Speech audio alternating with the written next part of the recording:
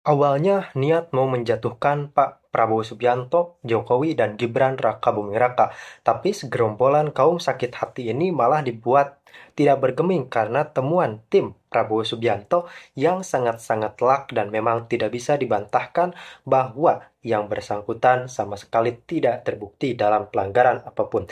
Kita akan melihat bagaimana diskusi yang sangat-sangat panas dan langsung memanas karena memang isu yang dibahas sangatlah sensitif. Mereka mencoba menjatuhkan geng Prabowo Subianto, Jokowi, dan Gibran Rakabuming-Raka.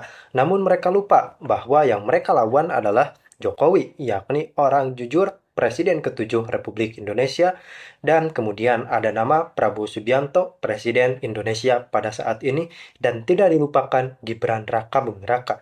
Mereka menyerang tiga orang inti dari koalisi Indonesia Maju Plus tersebut dengan tujuan mereka mendapatkan simpati dan empati dari masyarakat.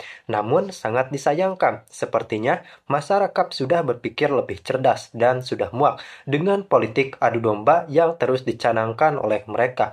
Mereka selalu menggunakan opini yang dikemas seolah berdasarkan fakta yang relevan, namun fakta di lapangan adalah nol besar. Mereka selalu menuduh, memfitnah, dan membawa narasi-narasi kebencian untuk menggulingkan salah satu dari tokoh tersebut. Namun ternyata sekuat apapun isu kebencian yang mereka bawa tampaknya tidak bisa menandingi kedikdayaan koalisi Indonesia Maju Plus karena memang Kim kali ini berlandaskan kepentingan rakyat Indonesia bukan kepentingan kekuasaan semata. Pasti banyak yang berkata di antara segelintir viewer dari kami bahwa kita adalah buzzer yang dibayar oleh Pak Jokowi atau mereka berkomentar dengan nama Mulyono. Tentu saja tidak ada praktek-praktek seperti itu karena memang kita berbicara, kita bernarasi sesuai dengan fakta yang ada dan memang kita memberikan informasi yang sedetail-detail dan sebaik-baiknya karena memang kita tidak mau memberikan informasi yang mengandung unsur kebencian dan fitnah. Tentu saja itu tidak dibenarkan. Dan kali ini kita akan melihat bagaimana kubu Prabowo Subianto melibas semua kaum pembenci yang memang tidak suka dengan keadem dan penulis tentraman skenario, Indonesia beliau pada sutradara, saat ini. beliau aktor, bahkan director of photography. Jadi ini udah lengkap. Yang lain itu penulis skenario sendiri. Nah gitu kan. Kemudian sutradara diserahin ke orang lain. Ada division apa? Ada deviasi. Saya kira Pak Jokowi itu orang yang menurut saya kalau dijadikan disertasi bisa berbagai judul ya. Karena beliau multiple skenario, multiple goal nih. Dan di samping menempatkan Pak Jokowi sebagai presiden atau pemain politik paling hebat setelah reformasi, saya juga menempatkan Pak Jokowi itu sebagai presiden paling eksperimentalis. Nah, gitu. Jadi sebenarnya beliau juga nggak tahu ini berhasil atau nggak langkahnya, gitu. Tapi beliau berani bereksperimen. Kalau kita ikut permainan di tubir jurang ini, salah-salah kita yang kecemplung. Ini yang kecemplung banyak sekali. Kalau kata Prof. Ege kan sambil siul-siul. Pak Jokowi tanpa petek, langkahnya tanpa petek. Yang pakai pola itu adalah yang suka baca literatur.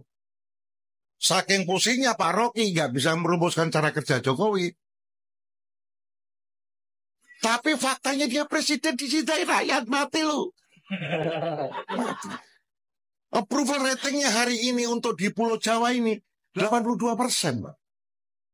Di Jawa Barat 73, di Jawa Tengah 92. Approval ratingnya. Kita mau ngomong. Jadi orang ini dianggap orang baik loh, Pak. Jangan salah loh. Jangan pernah ngelawan orang baik loh, Pak. Kalah kau, Pak, sama orang itu. Jadi jangan serang Jokowi, rugi kau. Rugi. Ada banyak buktinya bahwa ini bukan saya soal religius. Itu Tuhan itu banyak nolong dia. Pak Jokowi ini, iya, ambil contoh. Ingat dulu dia nggak pakai payung hujan waktu 21 di depan istana. Ingat ya? Gatot mengatakan jangan ke sana Bapak Presiden. Tidak aman. Tito Kapolri mengatakan jangan ke sana Bapak Presiden. Tetapi dia berniat tetap mau ke sana. Itu loh. Gimana? Apa yang terjadi? Menteri Agama Lukman terlambat. Hakim. Menteri Agama kita datang. Gimana pendapatnya? Aku boleh ke sana nggak? Oh boleh Pak. Apa alasanmu? Mereka itu anti Ahok, bukan Bapak. Ayo, Menteri Agama bilang kita, ayo, dia anulir itu kasat Panglima sama Kapolri. Dia anulir. Ada rapat sebelumnya melarang, tiba-tiba datang dia. Itu the hands off gua. Saya bilang ke Jokowi itu, saya melihat kasat, maka bagaimana Tuhan menolong. Yang paling ngerti rakyat kecil itu namanya Jokowi, gitu.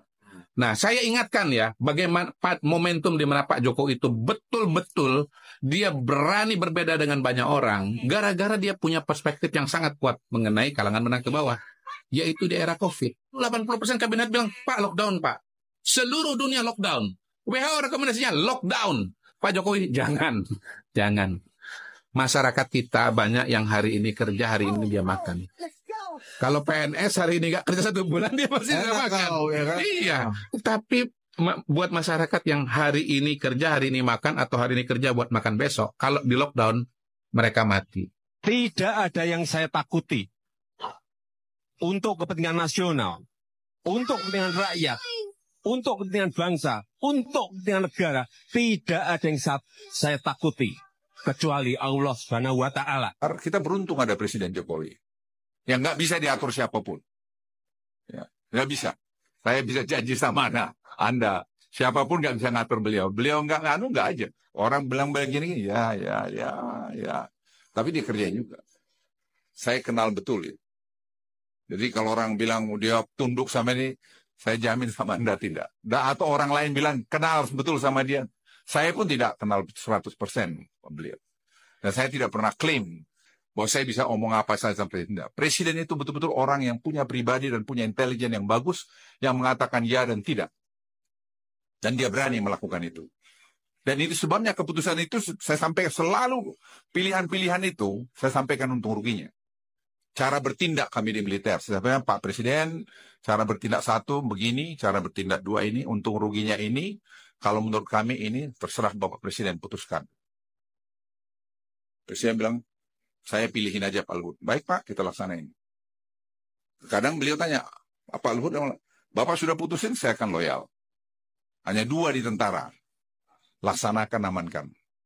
Hanya orang yang tidak punya akal, hanya orang yang tidak punya hati, yang tidak bisa mengakui prestasi yang sudah dilakukan oleh Presiden Joko Widodo. Kita harus berani, jujur kepada diri kita sendiri. Katakanlah yang benar itu benar dan yang salah itu salah.